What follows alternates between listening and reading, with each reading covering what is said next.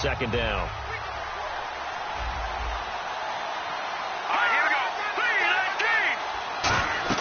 Here's Simeon now on second down. Screen play, Anderson. And this play goes nowhere. Losing yardage back to the 15. They lost 4 there, and it's third down. Now that screen there on second down certainly didn't develop how they had hoped. Is that one they should have even tried, or is that one the quarterback sticks in his pocket? I think the latter. I like what you said there, because trying is one thing. We can second guess just about every call. But in this case, when you realize that it's broken down, just throw it at the feet of your intended receiver so that no one can pick it off, right? You don't have the ball tipped up in the air, and you come back and try to pick up the first down on third down. That way you don't lose any yardage. And McManus able to put it through, and that will tie us at 3-3. So the drive stalls out, but they are able to put 3 points on the board. Yeah, just a yard or two shorter than an extra point, so no problems converting there. So a tie ball game here as the kick's away. This is fielded a couple yards deep. And he's up past the 20 to the 22-yard line. Now the Falcons offense gets ready to head back onto the field. And last time able to get 3. It's not what they wanted. They wanted 6, but they got at least something. They mustered something out of the drive. They'll take it. I like the way you've described it. Not ideal, but they'll take it. Anything to put some points on the board. But this time on offense, they don't even want to see the field goal kicker trot on the field. They want that ball in the end zone. Yeah, they'll be going for 6. First play of the drive, let's give credit all around. Excellent blocking, but the guy carrying the ball, he was the finisher. A really nice run.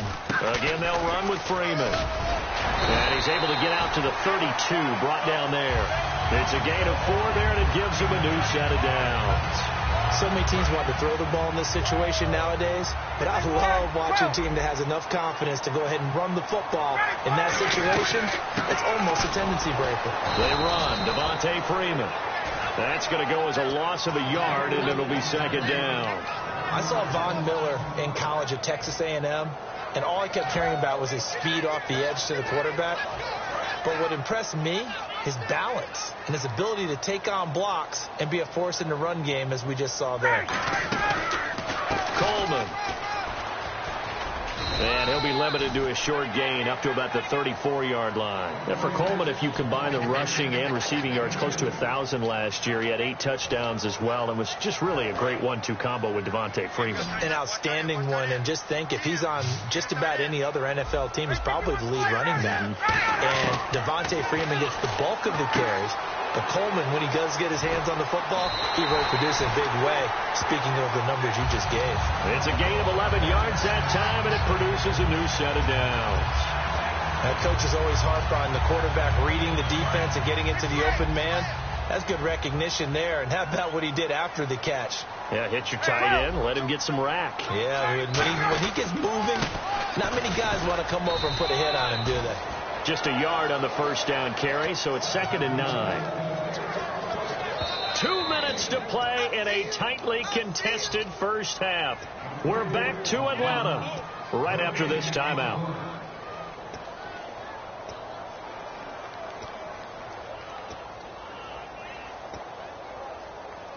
Second down, 9 yards to go.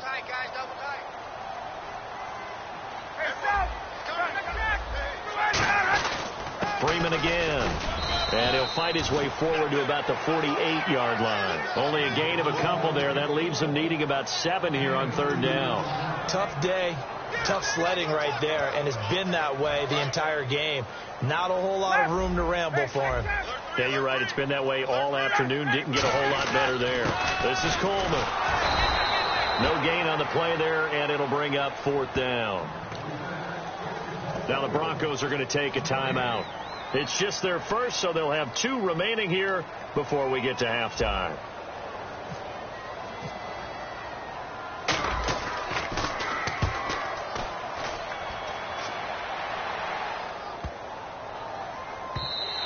And this is going to hit the goal line and continue on into the end zone for a touchback. And Denver getting set to take the field. And after the field goal last time, we'll see what they can get here. At least they got points out of the last drive, Charles.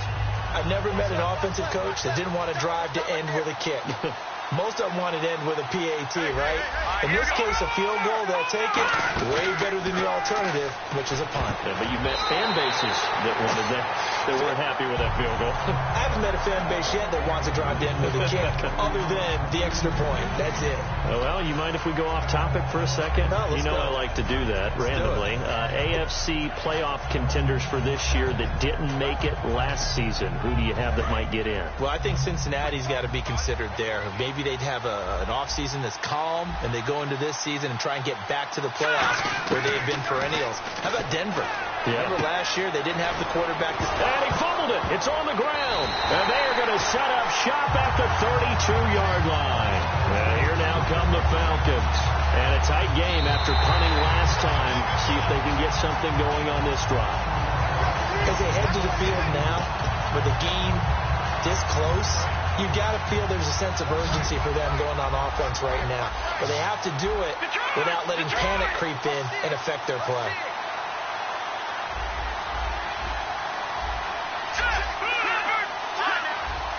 And how about the dime look here? 6 DBs on 3rd and inches.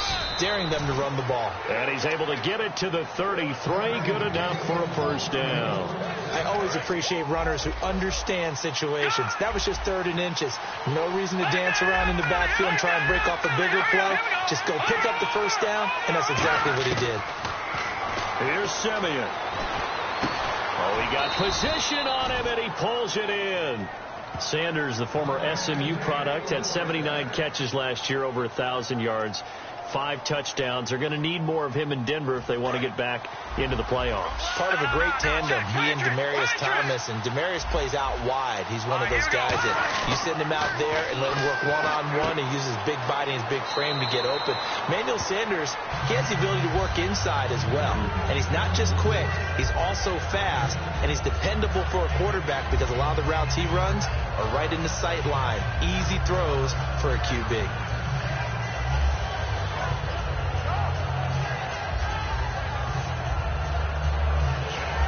And the offense still has a couple plays to go to pick up the first on 2nd down and 3. They'll run it now out of the gun. And he gets this one all the way down inside the 20-yard line. And a nice gain of 21 yards. Well, plenty of credit has to go to the guy carrying the ball. He broke the tackle and gained the yardage. But that doesn't necessarily mean that the defender's bad. They're not going to make 100% of the tackles all the time. Even the best in the game will miss one occasionally. The key is not to let it snowball and miss tackle after tackle. On that play, credit to the offense, but that doesn't make the defense bad. Simeon now to throw. Oh, that was dangerous. Threw it into coverage, almost picked, but instead they'll keep it on 2nd down. I know in every game we do, we talk about momentum. That was a momentum play lost. And now there could be a letdown because they didn't get the interception. Yeah, you could almost hear the collective gasp on the sideline as he could not come up with that football. And he'll get him inside the 15 down to the 14-yard line. Now whistles come in. We're going to get a timeout here by the offense. And with halftime on the horizon, they'll be out of timeouts from here forward.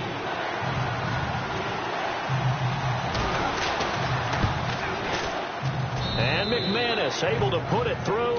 And they will take the lead here in this battle of field goals. It's 6-3. So they kick it through to take the lead. There is a little bit of time left, though, here in the 2nd quarter. And while they're concerned about not giving up a big return or giving up points themselves going into the half, how good do they feel, though, putting points on the board themselves right near the end of the first half? Very short kick. This will be taken by one of the up men. Any return that gets you to midfield is a great return. One first down, you're almost in field goal position. Here comes the Falcon offense now as they get set to take over here. And from this spot in the field with the clock where it's at, you think we're just going to see a knee and that's it? And I think in this situation, that's the proper play. But we do know there's some risk takers out there that may want to take one more shot before the clock runs out. Surveying the field. And he's going to go down. Couldn't get a throw off with the pressure. Maybe that was for the best, as that brings us to the end of his first half of play. So both teams have their marching orders, and we'll get going again here in quarter number 3. And no return on this one as the fair catch is signaled for and taken. Here comes the Broncos offensive unit here as they'll have it first to begin this third quarter. They have the lead. Now they'll be looking for some separation here as we begin the third quarter. I like the way you term that because now I think they go a little bit deeper into their playbook. They like what they did in the first half. That worked okay. But in order to get the separation that you just talked about, change things up a little bit. Change your tendencies. Try and hit them a little bit more with some things they didn't see in the first half. We'll see if they do just that. Green alone out to the right.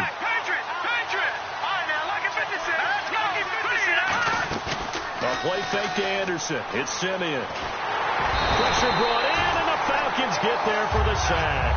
Jonathan Babineau in there to drop him, and it'll be a loss of about 8. And for the Falcons, 5 men in the secondary now on third. Off the fake to Booker and Simeon. It's caught. He finds Norwood. And they're going to get this one all the way out across the 45. So the defense blitzed. A nice job picking that up, completing the pass. And how in sync was the quarterback in his center on that play? They saw the blitz, made the appropriate calls, got the line engaged because now they know there are going to be extra guys coming at the quarterback, so they got their assignments down pat and kept them away from it, and he's able to step up in the pocket and fire one now for a really good strike. All right, different topic here. 2018, the Super Bowl, traveling north, far north to Minneapolis.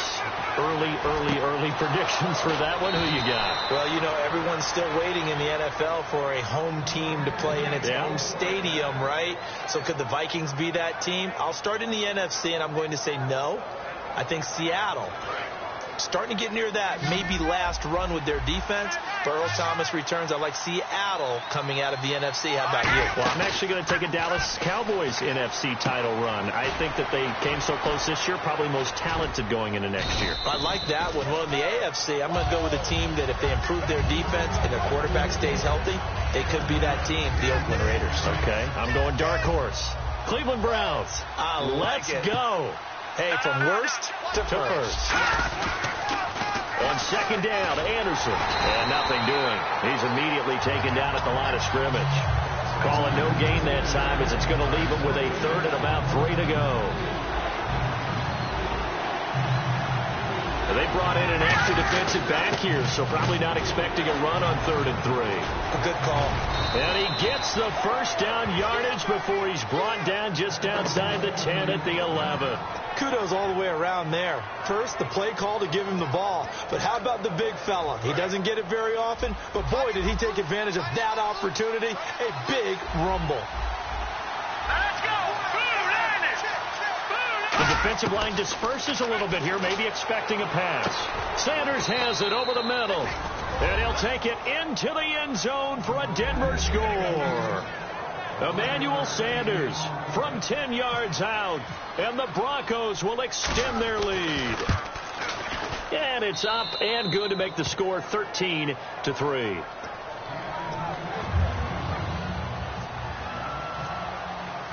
After the touch.